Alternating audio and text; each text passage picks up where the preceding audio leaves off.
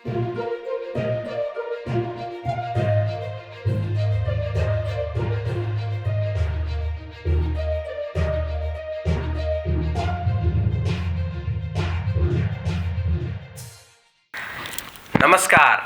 Reporter 7 को प्रस्तुति R7 न्यूजमा स्वागत छ। म दीपक सुवेदी। R7 न्यूज सुरु गरौँ यस प्रसारणका प्रमुख समाचारका शीर्षकहरूबाट।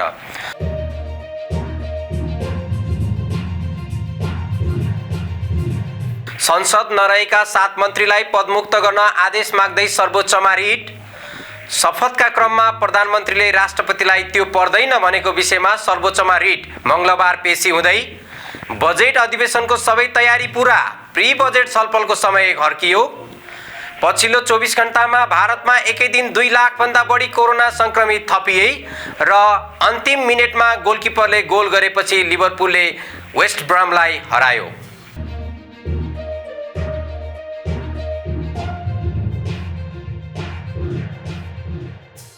URL ले विश्वकै नम्बर 1 प्रविधि FTA ISO सर्टिफाइड मेसिनद्वारा परीक्षण गराइरहेको छ। सम्बन्धित विषयमा मास्टर डिग्री हासिल गरिसकेका जनशक्तिबाट आफूहरूले परीक्षण गराइरहेको उहाँले बताउनुभयो। URL ले गरेको परीक्षण रिपोर्ट छिमेकी विकसित देश भारत र चीनमा पनि कुनै फरक नआएको उहाँको दाबी छ। पोखरामा जस्तै गुणस्तरीय मेसिनबाट अन्य शाखामा पनि परीक्षण भइरहेको उहाँले सुनाउनु भयो। फागुन महिनाभर विभिन्न रोगको परीक्षण URL ले निशुल्क गर्दै आइरहेको र शुल्क तिर्न नसक्ने बिरामीहरूलाई पनि अवस्था हेरेर केही परीक्षणमा छुट दिने कुरा उहाँले अभियानलाई भविष्यमा प्रत्येक महिना केही न केही परीक्षणमा विशेष छुट दिने कुरासँगै आफूहरू नाफामुखी भन्दा पनि सेवा नै ठूलो धर्म हो भन्ने उद्देश्य सहित अघि बढेको उहाँको दाबी छ। त्यसैकारण लमजुङ आसपास रहनुभएका सेवाग्राहीलाई माघ 15 गतेदेखि फागुन महिनाभरि मधुमेह, सुगर, वात सम्बन्धी रक्त, CRP, RA फ्याक्टर, ESR र युरिक एसिड सम्बन्धी रक्त परीक्षण निशुल्क हुनका साथै थाइराइड, होल बडी लगायत अन्य सबै रोग सम्बन्धी रक्त परीक्षणमा 30% छुट रहेको जानकारी गराउँदछौं।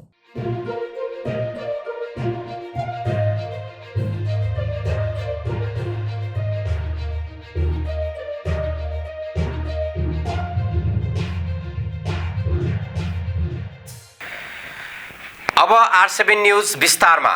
संघीय संसदमा सदस्य नरहेका वर्तमान सरकारका 7 मन्त्रीलाई पदमुक्त गर्न आदेशको माग राखी सर्वोच्च अदालतमा निवेदन परेको छ।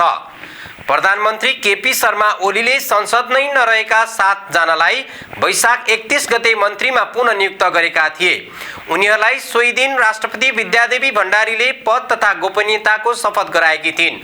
वरिष्ठ अधिवक्ता चन्द्रकान्त गेवाली, अधिवक्ता लोकेन्द्र बहादुर ओली र केशरजङ केसीले 7 मन्त्रीलाई पदमुक्त गर्न माग राखी दिएको निवेदन सर्वोच्च अदालतले सोमबार दर्ता गरेको छ। उक्त निवेदनमा मंगलबारका लागि पेशी तोकिएको छ। निवेदनमा संसद नरहे पनि दोस्रो पटक मन्त्री हुन पुगेका गृहमन्त्री रामबहादुर थापा, ऊर्जा जलस्रोत र सिंचाई मन्त्री टोपबहादुर रायमाझी, उद्योग वाणिज्य तथा आपूर्ति मन्त्री लेखराज भट्ट, शहरी विकास मन्त्री प्रभु शाह, खानेपानी मन्त्री मणिचन्द्र थापा, श्रम रोजगार तथा सामाजिक सुरक्षा मन्त्री गौरी शंकर चौधरी र युवा तथा खेलकुद मन्त्री दावा लामालाई पदमुक्त गर्न माग गरिएको छ। गृहमन्त्री थापाले जेठ 6 गते हुन लागेको राष्ट्रिय सभा उपनिर्वाचनमा उम्मेदवार समेत भएको र वैशाख 29 गतेदेखि निर्वाचन आचार संहिता जारी भएको अवस्थामा मन्त्री बनाउनु र बन्नु त्यसको उल्लङ्घन रहेको पनि निवेदनमा उल्लेख गरिएको छ। नेकपा एमाले संसदीय दलका नेता KP शर्मा ओलीले प्रतिनिधि सभाको ठूलो दलको हैसियतमा प्रधानमन्त्री पदको शपथ लिने क्रममा वैशाख 31 गते राष्ट्रपति विद्यादेवी भण्डारीले भनेको शब्द उच्चारण गर्न अस्वीकार गर्दै त्यो पर्दैन भनेको विषयमा सर्वोच्च अदालतमा रिट परेको छ। वरिष्ठ अधिवक्ता चन्द्रकान्त गेवाली, अधिवक्ता लोकेन्द्र बहादुर ओली र केशरजङ केसीले प्रधानमन्त्रीले ओलीको शपथमा क्रममा राष्ट्रपति भण्डारीले भने अनुसार नगरेको र शपथका क्रममा त्यो पर्दैन भनेर राष्ट्रपति र राष्ट्रपतिको संस्थाको मानमर्दन हुन गएको भन्दै सर्वोच्च अदालतमा सोमबार रिट दायर गरेका छन्। नेपालको संविधानको धारा 80 बमोजिम प्रधानमन्त्रीबाट मिति 2078-131 मा भएको शपथ उत्प्रेषणको आदेशले बदर गरी पुनः दोस्रो पटक शपथ ग्रहण गर्नु र गराउनु भनी प्रधानमन्त्री र राष्ट्रपतिको नाममा परमादेश जारी गरेको छ। म KP शर्मा ओली मुलुक र जनताप्रति पूर्ण वफादार रही सत्यनिष्ठापूर्वक प्रतिज्ञा गर्छु। त्यो पर्दैन। ईश्वर, देश र जनताको नाममा शपथ लिन्छु कि संघीय संसद सचिवालयले बजेट अधिवेशन सञ्चालनका लागि आवश्यक सम्पूर्ण तयारी गरेको बताएको छ। संविधान अनुसार संघीय संसदमा 15 जेठमा सरकारले आगामी आर्थिक वर्षको बजेट ल्याउनु पर्छ, तर अहिलेसम्म सरकारले बजेट अधिवेशन आह्वान गरेको छैन। यद्यपि संघीय संसद सचिवालयले भने अधिवेशनका लागि तयारी अवस्थामा रहेको बताएको छ। सचिवालयले समय घर्किसकेकाले प्री बजेटमाथि छलफल चलाउन नसकिएको बताएको छ। संसद सचिवालयका प्रवक्ता डाक्टर रोजनाथ पाण्डेले नीति तथा कार्यक्रम र बजेटका कुरामा दलीय सहमति गरी छलफल छोटो बनाएर काम गर्न सकिने भए पनि प्री बजेट छलफलका लागि भने समय घर्किसकेको बताउनुभयो।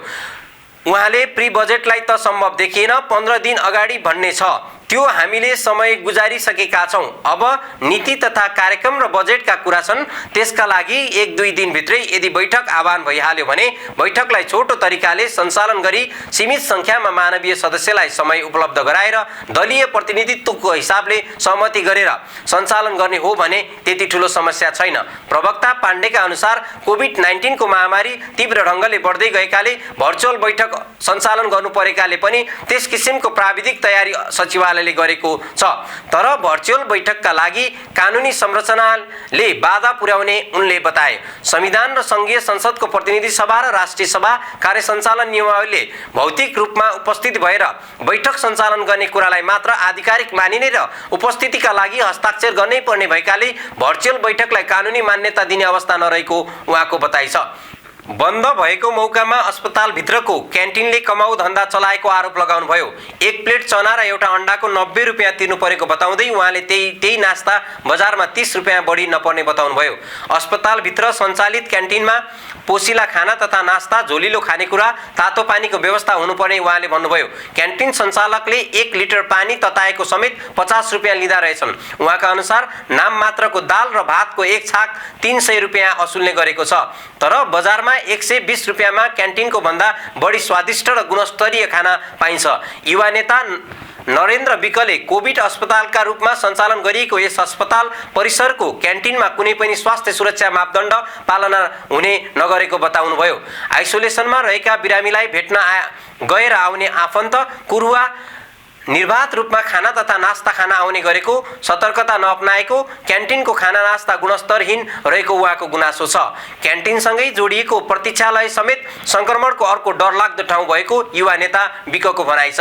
यस विषयमा जिल्ला स्वास्थ्य सेवा कार्यालय रुकुम पश्चिमका निमित्त कार्यालय प्रमुख विष्णुबहादुर बुढाथोकीले तत्कालै क्यान्टिनको अनुगमन गरेर व्यवस्थापन गरिने बताउनुभयो। गुनासो आउने बित्तिकै अस्पताल प्रशासनले काम थालेको उहाँको भनाइ छ। नयाँ भेरिएन्ट सहितको कोरोना बढेसँगै स्याङ्जामा दोस्रो पटकको निषेधाज्ञा जारी छ।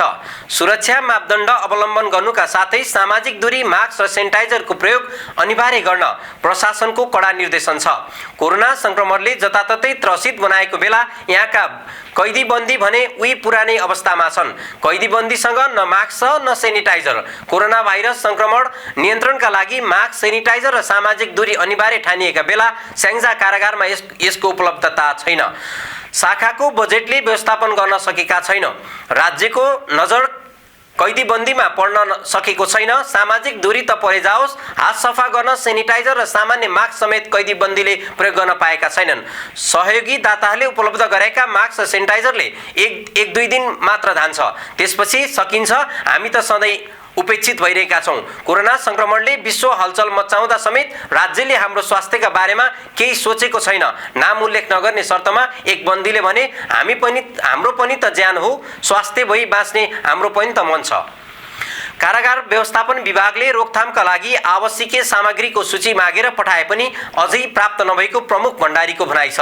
अघिल्लो पटक यहाँका 3 जना सुरक्षाकर्मीमा संक्रमण देखिएको थियो। उनले भने आन्तरिक सुरक्षा व्यवस्थापनको पाटो मिलाएको छु, आफन्तबाट बन्दीलाई भेट्न बन्द गरेको छु। शाखाका लागि अत्यावश्यक किनमेलका लागि बाहिर जाँदा सुरक्षा मापदण्ड अपनाएका छन्। अरब सागरमा विकसित भएको सामुद्रिक आँधीको प्रभावका कारण सगरमाथा सहितको हिमाल आरोहण प्रभावित भएको छ। मौसम अनुकूल नहुँदा बिहिबारदेखि नै सगरमाथा आरोहण प्रभावित भएको पर्यटन विभागका निर्देशक मीरा आचार्यले जानकारी दिनुभयो। मौसम प्रतिकूल हुँदा अहिले आरोहण भएको छैन। आधार शिविरबाट आचार्यले भने यति बेला सयौं आरोही आधार शिविरमा अनुकूल मौसमको पर्खाइमा हुनुहुन्छ। यस वर्ष वसन्तयामको सगरमाथा आरोहण गत वैशाख 24 गतेदेखि सुरु भएको थियो। भाइरस महामारीको दोस्रो लहरबाट ठूलो मानवीय सङ्कट झेलिरहेको भारतमा विगत 24 घण्टामा थप 2,81,368 जना संक्रमित थपिएका छन्। यो संख्या गत अप्रिल 21 तारिक पछिकै सबैभन्दा कमी भएको भारतको केन्द्रीय स्वास्थ्य तथा परिवार कल्याण मन्त्रालयले सोमबार जानकारी दिएको छ। केन्द्रीय स्वास्थ्य तथा परिवार कल्याण मन्त्रालयका अनुसार विगत 24 घण्टामा 2,81,368 जना नयाँ संक्रमित भेटिएका थिए। सो मन्त्रालयले यहाँ अघिल्लो अप्रिल महिनाको 21 तारिकपछि हरेक दिन 4 लाख भन्दा बढी नै मानिस संक्रमित भएकोमा पछिल्लो केही दिनहरूमा यो संख्या घट्दै गएको देखिएको हो। त्यसैगरी यहाँका स्वास्थ्य अधिकारीहरूले दिएको जानकारीमा अनुसार 24 घण्टा यता भारतमा 4,106 जनाको यो कोरोना संक्रमणबाट मृत्यु भएको छ। सोमबार सार्वजनिक भएको यो तथ्याङ्कसँगै भारतमा कोरोना भाइरसको संक्रमणबाट अहिलेसम्म 2,74,390 जनाको ज्यान गएको बताइएको छ। र इंग्लिश प्रिमियर लीगमा लिभरपुलले रोमाञ्चक जित हात पारेको छ। अन्तिम मिनेटमा गोलकिपर एलिसन बेकरले गोल गरेपछि लिभरपुलले वेस्ट ब्रमलाई 2-1 ले हराएको हो। निर्धारित 90 मिनेटमा खेल 1-1 को बराबरीमा थियो। रेफ्रीले 5 मिनेटको समय थपेपछि लिभरपुलका गोलकिपर बेकर पनि वेस्ट ब्रमकै पोस्टमा पुगेका थिए। उनले 95औं मिनेटमा गोल गरे। जितसँगै लिभरपुलका 63 अङ्कसहित 5औं स्थानमा पुगेको छ भने च्याम्पियन्स लिगमा छनौट हुने सम्भावना बढेको छ। यिनै समाचारहरूसँगै रिपोर्टर 7 को R7 न्यूजको अन्त्यमा आएका छौं। अन्त्यमा यस प्रसारणका प्रमुख समाचारका शीर्षकहरू पुनः एकपटक।